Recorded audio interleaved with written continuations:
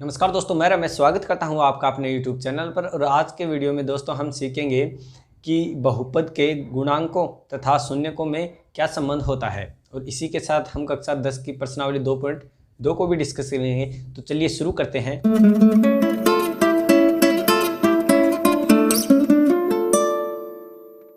जैसा कि दोस्तों हमने हमारे पिछले वीडियो में जो बहुपद होते हैं उससे संबंधित प्रकार और उसके संबंधित जो बेसिक जानकारियाँ थी वो सभी हमने प्राप्त कर ली थी। और इस वीडियो में हम उसी को आगे बढ़ाते हुए बहुपद के गुणांकों तथा उसके शून्यकों में संबंध जानेंगे कि दोस्तों हमारे सिलेबस में सिर्फ रेखीय बहुपद और द्विघात बहुपद दिया गया है। तो आज के इस क्लास में हम द्विघात बहुपद के बारे में जानेंगे। तो द्विघात बहुपद का जो बेसिक फॉर्मूला होता है वो क्या होता है? वो होता है A X square plus B X plus C. ये क्या है? एक द्विघात जो बहुपद होता है उसका जो बेसिक फॉर्मूला है। अब इसमें ये क्या है? ए और बी और सी ये है अचर, ठीक है। जहाँ पर ए बी और सी अचर हैं और अक्स क्या है? चर। अचर यानी कांस्टेंट, ये हमेशा नियत रहते हैं। ये जैसे गिनती वाले अक्षर हैं 1 2 3, और अक्स है वो अचर, वो चर हैं जो बार बार अक्स के अलग अलग मान रखे जा सकते हैं। अब जैसा कि हम इसके वो निकालेंगे गुणनखंड या इसके शून्यक। अब इसके शून्यक निकालेंगे तो इसको हम क्या करते हैं? द्विघात बहुपद को हल करते वक्त हम करते हैं कि जैसे हमारे पास एक द्विघात बहुपद का उदाहरण ले, 2x square minus 8x plus 6। हमारे पास ये एक द्विघात बहुपद है। इसका हल कैसे करेंगे हम? इसका हल हम इस प्रकार से करेंगे, जैसे कि एक तो ये कि हम इसमें सारे में से जो कुछ कॉमन हमें दिखाई दे रहा है वो कॉमन ले सकते हैं। जैसे 2 इसमें कॉमन है तो 2 कॉमन है तो इसके अंदर क्या बचाएगा? x square minus 4x plus 3। अब इसके हम टुकड़े करेंगे जो बीच वाला है उसके। अब ये हो गया 2 और ये x स्क्वायर माइनस, इसका टुकड़े करेंगे और इसके टुकड़े ऐसे होने चाहिए जिनको गुणा करने पर तो आए इन दोनों का गुणनफल, यानी इसका और इसका गुणनफल कितना हुआ? 3x स्क्वायर, और जोड़ने पर आए -4। तो हम इस प्रकार से कर सकते हैं कि -3x माइनस x प्लस 3, ठीक है। हमने ये 2 इसके टुकड़े कर लिए। अब आप देखेंगे कि ये दोनों जो टुकड़े हुए हैं इनको गुणा करने पर, जैसे -3x गुणा -x को हम गुणा करेंगे तो माइनस और माइनस हो जाएगा प्लस, और 3x को x से गुणा करेंगे तो आ जाएगा 3x स्क्वायर। तो ये आ गया 3x स्क्वायर प्लस का, तो इसके बराबर आ गया ये, ठीक है। और इनको योग करेंगे तो -3x और -1x, ठीक है। यहाँ पर है 1, ये कितना हो गया? -4x, जो कि इसके बराबर आ गया। तो इस ऐसे टुकड़े करेंगे। अब इसको हम क्या करेंगे? 2 कोष्टक, इसमें से x कॉमन लेंगे। अब x कॉमन लेंगे तो ये जैसे ऐसे हो गया, इसमें से x कॉमन लिया और अंदर क्या रह गया? इन दोनों में से x माइनस 3। उसी प्रकार से इस आगे वाले में से हम लेंगे कि ये जो x माइनस 3 है वो भी हमें अगले कोष्टक में प्राप्त हो जाए। तो यहाँ से क्या कॉमन ले, ठीक है। अब इसमें से हम क्या कॉमन ले कि x माइनस 3 बच जाए, तो आप कहेंगे कि -1 अगर हम कॉमन ले लेते हैं तो यहाँ पर बचेगा माइनस का हो जाएगा प्लस, ठीक है। अब तो ये प्लस का हो गया x और ये माइनस हो जाएगा, ये प्लस का हो जाएगा -3, ठीक है। अब हमारे पास ये प्राप्त हुआ, हम इनको अलग अलग करके लिखेंगे तो ये हो गया 2 कोष्टक x माइनस 3, एक तो ये, और x माइनस 3 हमने कॉमन ले लिया फिर से, ठीक है। अब x माइनस 3 कॉमन लिया तो अंदर क्या बचा? x, यहाँ से x बच गया और यहाँ से बच गया -1, तो x माइनस 1। हमारे पास ये प्राप्त हुआ 2x माइनस 3 और x माइनस 1। ये हमारे पास इस प्रकार से मान प्राप्त हुए। अब आप यहाँ पर देखकर ये बता सकते हैं कि अक्स का क्या मान रखें। जैसे द्विघात बहुपद है तो आपको घात देखते ही ये पता चल गया होगा कि इसके अधिकतम जो शून्य होंगे वो कितने होंगे, 2 अधिकतम इसके शून्य होने वाले हैं। अब 2 अधिकतम शून्य होने वाले हैं तो अक्स के ऐसे 2 मान होंगे जिनके ऊपर इसका मान क्या हो जाएगा, जो संपूर्ण जो बहुपद है उसका मान 0 हो जाएगा। अब यहाँ पर आप देखें तो जैसे हमारे पास एक तो है x-3 और एक है x-1। अब यहाँ पर आप x का मान एक बार अगर 3 रख दें, ठीक है, x का मान प्लस का 3 रख दें धनात्मक, तो 3 रखेंगे तो यहाँ पर 3 - 3 इसका मान आ गया 0, ये 0 आ गया। अब ये आ गया फिर 2 × 0 × x-1, ठीक है। तो ये संपूर्ण क्या हो जाएगा, 0 से गुणा करने पर कोई भी संख्या 0 ही आती है। अब 0 ही आती है तो ये पूरा हो जाएगा 0। तो हम कह सकते हैं कि x का एक तो मान हम मान सकते हैं 3, और दूसरा इसी प्रकार से दूसरा हम मान सकते हैं, उसमें यहाँ पर 1 रखेंगे तो ये हो गया 0। फिर से इसमें 1 - 1 ये 0 आ जाएगा, ठीक है। एक x का यहाँ पर 1 मान रखते ही इसका मान भी क्या आ जाएगा 0। अब फिर से इसका 0 आ जाएगा तो सारे को गुणा करने पर फिर से वो 0 प्राप्त हो जाएगा। तो x का एक मान तो आ गया 3 और दूसरा मान आ गया 1। x के ये 2 मान होंगे। तो इस प्रकार से हम द्विपद जो बहुपद होता है, द्विपद समीकरण होता है, उसको हम हल करते हैं। ऐसे इसके बीच वाले के टुकड़े करते हैं। सबसे पहले जो कॉमन आता है वो, फिर उसके बीच वाले के टुकड़े करते हैं। बीच वाले के टुकड़े ऐसे होने चाहिए कि जो उसके बगल वाले जो दोनों अंक हैं, जो दोनों पद हैं, बगल वाले दोनों पदों के गुणनफल के बराबर आए उन दोनों टुकड़ों का गुणनफल, ठीक है। जैसे हमने ये 2 टुकड़े किए, इन दोनों टुकड़ों का गुणनफल इसके बगल वाले जो भी दोनों पद हैं उनका गुणनफल के बराबर मान आना चाहिए। और फिर हम क्या करेंगे, उन दोनों को जैसे 2-2 के जोड़े बनाएंगे। अब 2-2 के जोड़े बनाएंगे तो ये 2 जोड़े ये और ये 2 जोड़े ये।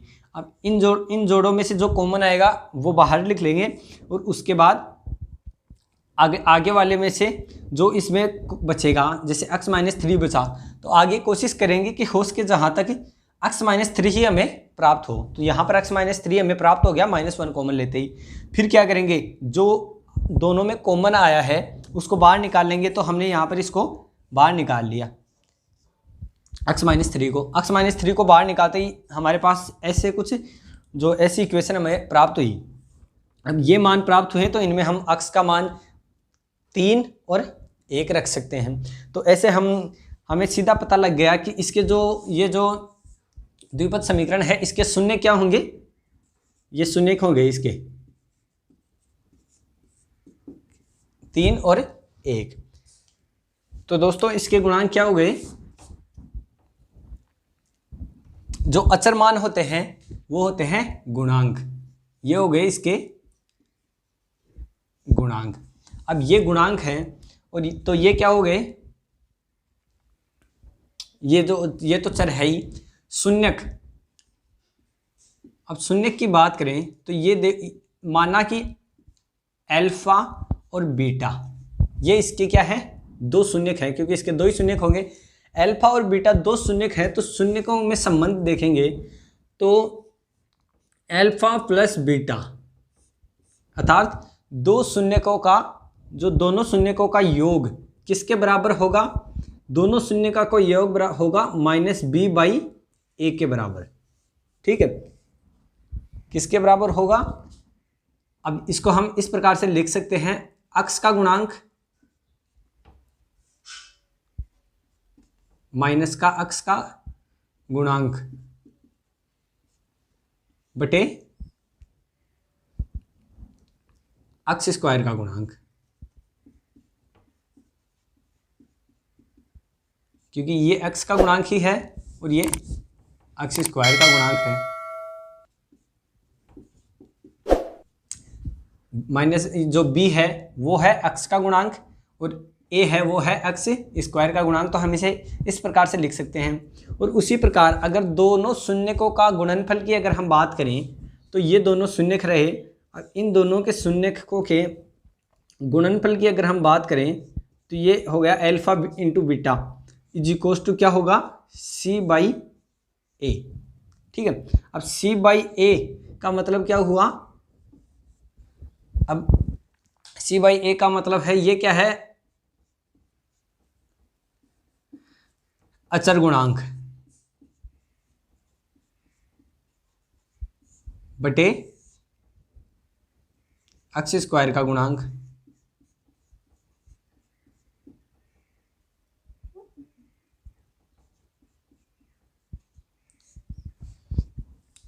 दोस्तों ये होता है संबंध किसी द्विपद जो बहुपद होता है उसके जो शून्यक होते हैं उनके योग तथा उनके गुणनफल में ये संबंध होता है। योग क्या होता है, योग होता है alpha plus beta is equal to minus B by A, ठीक है। और अल्फा बीटा क्या होता है, सी बाई ए। आपको याद कैसे रखना है कि दोनों में बटे में आएंगे और नीचे तो आएगा ए, ठीक है। और ऊपर क्या आएगा, ऊपर वाला पहले आ जाएगा माइनस, और उसमें लिखेंगे जो एक को छोड़ के जो बच गया, जैसे बी बच गया तो सबसे पहले बी, फिर उसके बाद सी, ठीक है। नीचे वाले में सी और ऊपर वाले में बी, और ऊपर वाले में माइनस भी उसके साथ लगेगा। तो अब हम प्रश्नावली 2.2 के बारे में बात करते हैं। तो पहला क्वेश्चन दिया गया है, उसमें दिया गया है निम्न द्विघात बहुपदों के शून्य ज्ञात कीजिए और शून्य को तथा गुणांकों के बीच में संबंध की सत्यता की जांच कीजिए। तो पहला इसमें जो इसका पहला है वो है x square minus 2x minus 8, ठीक है। इसके हमें शून्य ज्ञात करने हैं। तो इसके शून्य किस प्रकार से ज्ञात होंगे, बीच वाले के हमें टुकड़े करने हैं। तो बीच वाले के टुकड़े कैसे होंगे, जैसे एक्स स्क्वायर माइनस 4x, इसके हम -4 और प्लस का 2 ऐसे टुकड़े करें, प्लस 2x माइनस 8। तो आप देखेंगे कि इन दोनों का योग क्या होता है, -2x, क्योंकि माइनस की 4x में से प्लस के 2x ऐड हो जाएंगे। इसी के साथ अगर इनका गुणा करें तो गुणा होना चाहिए इनका इन दोनों के गुणा के बराबर, जैसे -8x स्क्वायर के बराबर इनका गुणा होना चाहिए। तो गुणा 8x स्क्वायर हो रहा है, 4 दूनी 8 और माइनस और x का x स्क्वायर। तो हम कह सकते हैं कि ये बिल्कुल सही है हमारे जो टुकड़े किए गए हैं। अब हम इनमें से दो के जोड़े बनाएंगे और उनमें से जो कॉमन निकलेगा वो बाहर निकालेंगे। अब इनमें से x को बाहर निकालें और x -4 प्लस यहाँ पर भी हमें यही मान प्राप्त करना है। तो यहाँ इसके लिए हम क्या करेंगे, 2 कॉमन ले लेंगे, तो x -4 यहाँ पर आ जाएगा। अब x + 2 और x -4, ये x -4 हमने कॉमन ले लिया बाहर, ये x -4 बाहर लिया तो अंदर क्या बचाया, x + 2, ठीक है। अब आप यहाँ पर देख के पता लगा सकते हैं कि शून्य क्या होंगे। शून्य का आप या तो ऐसे देखते ही पता लगा सकते हैं कि x -4 है तो एक तो 4 और एक x + 2 है, तो ये चिन्ह बदल जाएंगे और वो इनके शून्य को जाएंगे। लेकिन अगर हम वैसे निकालना चाहिए तो हम निकालेंगे x -4 = 0, तो x = +4, ठीक है। ये माइनस इधर आएगा तो प्लस हो जाएगा। तो ऐसे हम करेंगे, जैसे एक आ गया x -4 = 0, x = 4, एक शून्य तो ये आ गया। एक x + 2 = 0, 0 के बराबर रखेंगे दोनों को, तो x का जो मान होगा ये x इधर चला जाएगा तो ये आएगा -2, दूसरा शून्य का आ गया ये। अब हमें क्या करना है, जांच करनी है जो इनके शून्य तथा इनके गुणांकों के बीच में संबंध की व्याख्या करनी है। तो शून्य को तथा गुणांकों के बीच में संबंध क्या होता है, जैसा कि हमने पहले देखा कि अल्फा प्लस बीटा क्या है, 2 शून्यक है, तो इन शून्यकों का जो योगफल क्या होगा वो होगा -b/, नीचे हर दोनों में a। उसी प्रकार अल्फा × बीटा क्या होगा, c/a। ये होते हैं शून्यकों तथा गुणांकों में संबंध, ठीक है। और a b का आपको पता ही है, a b c ये क्या है, यह है गुणांक जो x स्क्वायर x और एक जो अचर रहता है उसके। अब हमें अल्फा प्लस बीटा दिया गया है और इनके सहायता से हमें यहाँ पर एक का मान, तो यहाँ पे हमें क्या प्राप्त हो गया, 1, b का मान क्या हो गया, -2, और सी का मान -8। ठीक है, यहाँ से हमें सी का मान प्राप्त हो गया -8। तो ये हमें मान प्राप्त हुए। अब हम इनमें क्या करेंगे, इन सब इसमें पुट करते जाएंगे। अब बी का मान -2 और अल्फा प्लस बीटा, तो R H S is equal to हमें एल एच एस करना है इसके लिए। तो आर एच एस और एल एच एस, तो एल एच एस क्या हुआ, एल एच एस हुआ अल्फा प्लस बीटा। तो ये रहा एक अल्फा, इसको कहेंगे अल्फा और दूसरे को कहेंगे बीटा। तो अल्फा प्लस बीटा का मान क्या हुआ, 4 + -2, तो ये हुआ 4 + -2। और इसी प्रकार इज इक्वल टू -b/a करना है, तो माइनस और b का मान कितना है, -2। ठीक है, चिन्ह के सहित इस b की जगह पे मान रखना है और नीचे a का मान यहाँ पर हमें है 1, तो बटे 1 हो गया a का मान।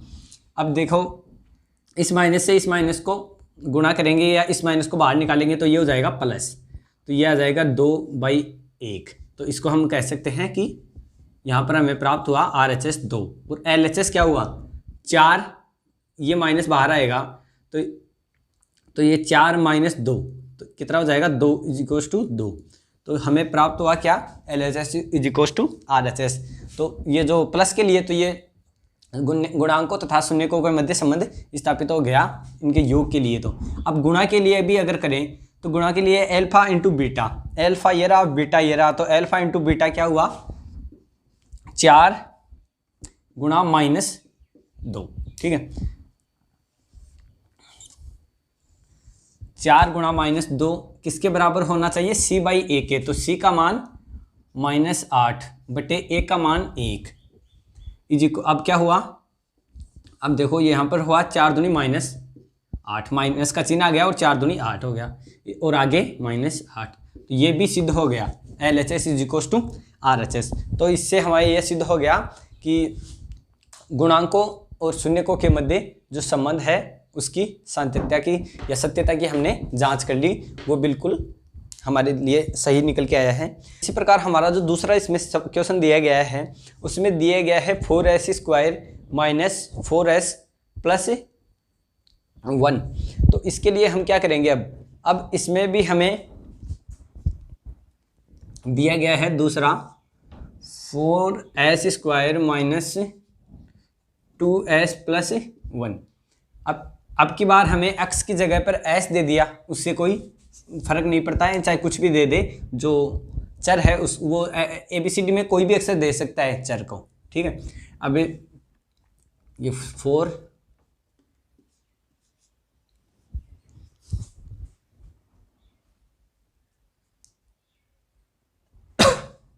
अब हमें फिर से इसके दो टुकड़े करने हैं। अब 2 टुकड़े क्या होंगे जिनका योग तो आए -4s के बराबर और उनका गुणा आए ये इसको इससे गुणा करेंगे तो 4s² के बराबर। तो इसके टुकड़े होंगे -2s और -2s। अब इन दोनों का आप जैसे योग करके देखेंगे तो योग इनका प्राप्त होगा -4s और इनका दोनों का गुणा होगा माइनस और माइनस हो गया प्लस, 2 दूनी 4s। तो इस प्रकार से ये सही है। तो ऐसे हो जाएंगे 4s² - 2s + 1। अब यहाँ से 2s कॉमन ले लेंगे तो ये आ जाएगा, यहाँ पर बच जाएगा s - 1। इसी प्रकार यहाँ से, अब यहाँ से हम क्या कॉमन लेंगे, ये 2s - 1 बचेगा यहाँ पे, क्योंकि 4s में से 2s, अब 2s - 1 यहाँ पर हम कॉमन लेंगे -1 यहाँ से कॉमन लिया तो ये यहाँ पर 2s प्लस का बच गया और आगे माइनस का 1। फिर से इन दोनों में से 2s - 1 कॉमन ले लेंगे, 2s - 1 कॉमन लिया तो हमें और अंदर क्या बचा 2s - 1, तो दोनों 2s - 1 ही बच गई। ठीक है, तो दोनों शून्य क्या होंगे, समपाती। समपाती का मतलब क्या हुआ, दोनों शून्य का मान समान होगा, क्योंकि ये दोनों समान है। जैसे आप देख सकते हैं 2s - 1 = 0 करेंगे तो s = 2s = ये इधर जाएगा तो प्लस और s = 1/2। इसी प्रकार ये s = 1/2 आएगा, क्योंकि दोनों एक ही है। अब आप इसकी भी सांत्यता की जांच करेंगे तो यहाँ पर भी हमें जो a का मान है वो है 4, b का मान क्या है -4 और c का मान क्या है 1। अब ये रहा अल्फा और ये रहा बीटा। अब अल्फा और बीटा का मान भी हमारे पास है और ए बी सी का मान भी हमारे पास है, तो हम इसकी जो सांत्यता की जांच है वो पिछले तरीके से करेंगे, तो आप इसे आप कर लेंगे पीछे वाले क्वेश्चन के जैसे ही हो जाएगा। और हमारे पास इसका अगला दिया गया है वो है तीसरा 6x² -3 -7s। तो इसमें क्या करेंगे, इसमें पहले तो आपको अक्स की जो घाते हैं उनको अवरोही क्रम में जचाएंगे, यानी बड़े से लेकर छोटे की तरफ इनको सबको एडजस्ट कर लेंगे। तो 6s² -7x -3 इस प्रकार से हो जाएगा। और इन दोनों का जो टुकड़े होंगे 7 अक्स के वो क्या होंगे, वो होंगे 36 18 है, तो ये हो गए 9 दूनी 18। ठीक है, तो क्या आएगा माइनस का 9 अक्स और प्लस का 2 अक्स, ये दो इसके टुकड़े हो जाएंगे। तो इसी प्रकार हमारा जो चौथा है वो दिया गया है, तो इसका पहले का चौथा क्या है 4u² प्लस 8u। इसमें से क्या करेंगे, इसमें से सबसे पहले जो कॉमन आएगा वो बाहर निकालेंगे, तो 4u कॉमन ले लेंगे, तो u प्लस 2 कॉमन रह गया। अब u प्लस 2 कॉमन रहा तो इसमें से अब की बार हमें शून्य क्या प्राप्त होंगे, अब की बार टुकड़े उकड़े करने का तो कोई सिस्टम ही नहीं रहा, तो सिस्टम टुकड़े करने का नहीं रहा, तो हमारे पास u के क्या मान होंगे, एक मान इससे प्राप्त होगा और एक मान इससे प्राप्त होगा। तो 4u = 0 होगा, तो u = भी क्या हो जाएगा 0/4, तो इसका मान क्या होता है 0, तो एक u आएगा 0। और उसी प्रकार u का दूसरा मान क्या आएगा, मतलब एक शून्य का आएगा 0 और दूसरा शून्य का आएगा u + 2 = 0 और u = -2, दूसरा शून्य किया जाएगा। इसकी सांत्यता की आप जांच कर लेंगे कैसे, अल्फा प्लस बीटा = -b/a और अल्फा बीटा = c/a। इससे आप इसकी जो संबंध को स्थापित कर लेंगे। इसके बाद पांचवा दिया गया है, पांचवा है t² - 15। तो इसका हम क्या करेंगे, इसको अब की बार सबसे पहले इसको एक फॉर्मूले में रखेंगे, क्योंकि हमारे पास वो पैटर्न दिखाई नहीं दे रहा है जिसके टुकड़े करने हैं। अब टुकड़े करने के लिए तो हमें t की एक घात चाहिए होगी, वो इसमें है नहीं, तो इसके लिए हम क्या करेंगे t² - √15 का होल स्क्वायर।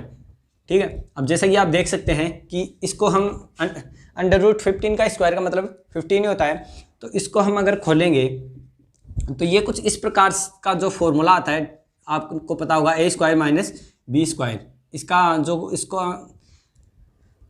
इसका विस्तार क्या होता है a + b और a - b, ये इसका विस्तार होता है। तो हम इसी प्रकार से इसका विस्तार कर लेंगे, तो इसका विस्तार हमारे पास क्या होगा t - √15 और t + √15। अब इसके शून्य क्या आ जाएंगे, यहाँ पर से इसको 0 के बराबर रखेंगे तो t = 15 आ जाएगा रूट का, और इसको रखेंगे तो t = -√15। ये इसके जो t के दो शून्य होंगे वो हो जाएंगे ±√15। ये इसके शून्य का गए, तो आपके पास अल्फा का मान भी √15 रह गया और बीटा का मान भी बीटा का मान रह गया, अल्फा का मान +√15 और बीटा का मान -√15। तो इस प्रकार से ये अल्फा और बीटा के मान हैं। और ए बी और सी के मान यहाँ पर क्या होंगे, हमारे पास ए बी सी के मान होंगे। तो ए होता है जो स्क्वायर वाली घात है एक्स की, या किसी भी मतलब चर की जो स्क्वायर की घात है उसको तो ए बोलते हैं। जो एक्स की एक घात का गुणांक है, एक्स की स्क्वायर वाली घात का गुणांक को ए, एक्स की जो एक घात है उसका जो गुणांक होगा उसको हम b, और जो जिसमें x की घात 0 है उसको हम c बोलते हैं। तो हमारे पास यहाँ पर a है, क्यों, क्योंकि t की स्क्वायर वाला जो चर है उसका गुणांक है a = यहाँ पर 1। ठीक है, और यहाँ पर जीरो है नहीं तो b is equal to zero मानेंगे हम, क्योंकि यहाँ पर t की पावर में ऐसे ऐसे मान सकते हैं हम, ऐसे मान सकते हैं ना, क्योंकि जीरो को t से गुणा करेंगे तो जीरो, तो ऐसे मान लो जैसे t जीरो t, तो यहाँ पर t का गुणांक में आ जाएगा जीरो और c का मान क्या आ जाएगा -15, क्योंकि ये रहा c। तो इन जो अल्फ़ा और बीटा और ए बी सी का मान आप इन दोनों फॉर्मूलाज में रख देंगे, ठीक है, जो ये शून्य को का जो संबंध है इससे स्थापित हो जाएगा। अब हमारा जो इससे अगला क्वेश्चन भी बिल्कुल ऐसे ही हो जाएगा, छठवां भी। हम इसके दूसरे क्वेश्चन की तरफ बढ़ें तो उसमें दिया गया है एक द्विघात बहुपद ज्ञात कीजिए जिसके शून्यकों के योग तथा गुणनफल क्रमशः दी गई संख्याएं हैं। तो अब की बार हमें क्या दिया गया है कि शून्यकों का योग तथा गुणनफल हमें दे दिया गया है। तो शून्यकों का योग तथा गुणनफल दिया गया है, तो इससे हमें समीकरण वो जो बहुपद है उसको स्थापित करना है। तो उसको हम कैसे करेंगे, जैसे पहला हमें दिया गया है a, जो पहला है वो 1/4 और -1। अब इसके लिए हमारे पास शून्यकों का योग ये रहा और गुणनफल ये रहा, तो alpha plus beta is equals to 1/4, ठीक है। तो या फिर हमें इसे ऐसा भी कह सकते हैं कि अल्फा, हमें तो वो निकालना है, शून्य तो ऑलरेडी हमें दे ही दिए ना, शून्य को और योग तो शून्य को का हमें कोई यहाँ से शून्य को से हमें कोई मतलब नहीं है यहाँ पे, तो हम शून्य नहीं निकालेंगे और शून्य लेंगे भी नहीं, हम डायरेक्ट वही लेंगे जिनकी हमें आवश्यकता है। तो यहाँ पर देखें तो -b² alpha plus beta is equal to -b² upon a is equal to 1/4, समझ रहे हो। अभी यहाँ पर क्या दिया गया है, अल्फा प्लस बीटा यानी योग दिया गया है 1/4, ये क्या है, यह है योग दोस्तों। अभी और उसके बाद अल्फा बीटा दिया गया है जो होता है c/a, वो है -1। अब आप यहाँ पर देखेंगे, यहाँ पर नीचे 1 हम रख सकते हैं। तो आपको क्या करना है, सबसे पहले इन दोनों a है, इन दोनों a के मान को हमें बराबर करना है। जो बराबर होते ही हमारा जो काम होगा वो कम हो जाएगा। अभी बराबर कैसे करेंगे, तो यहाँ पर हमें 4 दिया गया है, तो इसको भी हमें 4 बनाना होगा। तो इसको 4 बनाने के लिए हम इसको 4 से गुणा कर देंगे अंश और हर को, क्योंकि यहाँ पर भी a का मान 1 है जो जिसको हमें 4 बनाना है। तो यहाँ पर ये आ गया -4/4। तो यहाँ पर a का मान बराबर हो गया, तो b और c भी बिल्कुल सही हो जाएंगे। तो इससे यहाँ पर हमें क्या प्राप्त हुआ, a का मान क्या हुआ, a इज इक्वल टू 4, ये तो हो गया a का मान। b का मान क्या है, b इज इक्वल टू, ये -b का मान है, -b इज इक्वल टू 1 है। ये बात ध्यान रखने योग्य है कि यहाँ पर -b का मान हमें प्राप्त हुआ है, ना कि b का। तो -b इज इक्वल टू 1 और c इज इक्वल टू यहाँ पर दिया गया है -4। ये a b c के मान है। अब हमें जो द्विघात बहुपद का फॉर्मूला होता है वो क्या होता है, तो दोस्तों वो होता है ax² plus bx plus c। ये द्विघात बहुपद का समीकरण होता है, द्विघात बहुपद का जो बेसिक फॉर्मूला होता है। इसमें हमें ये सभी मान्स को पुट करते जाना है। अब मानों को पुट करेंगे तो क्या करेंगे, ax² दिया गया है तो a का मान रख देंगे 4x², ठीक है, यहाँ तक प्लस का चिन्ह। b का मान क्या दिया गया है, 1, लेकिन ये b का मान नहीं है, ये -b का मान है। तो हम इसे इस प्रकार लिख सकेंगे क्या कि -1, इसको ऐसे लिख सकते हैं क्या, 1 को, अरे 1, इसको हम ऐसे लिख सकते हैं क्या, ये किसके बराबर होगा, 1 के बराबर, ठीक है। अब दोनों साइड ये -b, तो दोनों साइड माइनस से माइनस कट जाएंगे ना। अब दोनों साइड माइनस से माइनस कट जाएंगे तो यहाँ पर अंदर क्या बच जाएगा, ये b इज इक्वल टू -1 रह जाएगा। या फिर आप ऐसे भी कर सकते हैं कि -b इज इक्वल टू 1 है, तो इस माइनस को इस तरफ लेके जाएंगे तो b इज इक्वल टू -1, बिल्कुल ये सीधा है। तो इससे हम अभी b का मान हमें -1 प्राप्त हो गया, तो यहाँ पर लिखेंगे -1x प्लस c का मान है -4, प्लस ये -4 रख देंगे ऐसे की ऐसे। अब आप देखेंगे तो ये 4x² माइनस x -4 ये क्या प्राप्त हुआ, जो हमारा द्विघात बहुपद था वो हमें प्राप्त हो गया। आपका ये पहला हो जाएगा द्विघात बहुपद। इसी के बाद हम दूसरा देखें तो दूसरे में √2 और 1/3 दिया गया है। तो अब इसका भी हम ऐसे ही करेंगे। इसका क्या करेंगे, दूसरा है वो है √2 और 1/3। तो इसमें भी हमें यही करना है कि alpha plus beta is equals to √2 और alpha beta is equals to, या फिर हम इसको अल्फा और बीटा को छोड़े और -b/a इज इक्वल्स टू √2 और c/a इज इक्वल्स टू 1/3। फिर से यहाँ पर हमें नीचे एक तो किसी भी संख्या के नीचे लगा ही सकते हैं ना, क्योंकि एक का भाग देने पर किसी भी संख्या में मान में कोई परिवर्तन नहीं आता है। अब इसको हम भाग देंगे तो यहाँ पर देखो a है, अब 1 का मान यहाँ पर क्या है 3 और यहाँ पर है 1, तो इसको भी हमें क्या करना पड़ेगा 3 बनाना पड़ेगा। तो हम इसको ऊपर और नीचे अगर 3 से गुणा कर दे तो कोई दिक्कत थोड़ी होगी, ठीक है। यहाँ पर आपको पता है कि किसी भी भिन्न को अंश तथा हर को समान संख्या से गुणा या भाग किया जा सकता है, इससे भिन्न के मान में कोई जो परिवर्तन नहीं आता है या मान पर कोई फर्क नहीं पड़ता है। तो हम यहाँ पर हमें ये प्राप्त हो गए b/a और इसी के साथ यहाँ पर प्राप्त हुए 1/3, ठीक है, c/a। तो अब हम a का मान प्राप्त हो गया 3, b का मान हमें प्राप्त हो गया -b का 3 √2 और c का मान क्या प्राप्त हो गया 1। यह हमें मान प्राप्त हो गए। यहाँ से -b का प्राप्त हुआ है तो b का मान क्या होगा, b इज इक्वल टू यहाँ पर -3√2 लग जाएगा। आपको फिर से इस फॉर्मूले में रखना है, ये जो फॉर्मूला है उसमें रखना है। उसमें एक का मान क्या होगा 3x² माइनस 3√2x और ये आ गया +1। दूसरा आपका ये आ जाएगा। इसी प्रकार से आपके जो बाकी भी इसमें दिए गए हैं वो सभी हो जाएंगे। इसके लिए आपको बस सबसे पहले इन क्वेश्चंस में एक ही करना है, वो क्या करना है कि आपको योग तथा गुणा दिया गया है। अब योग और गुणा दिया गया है तो आपको उन जो योग है उनको सबसे पहले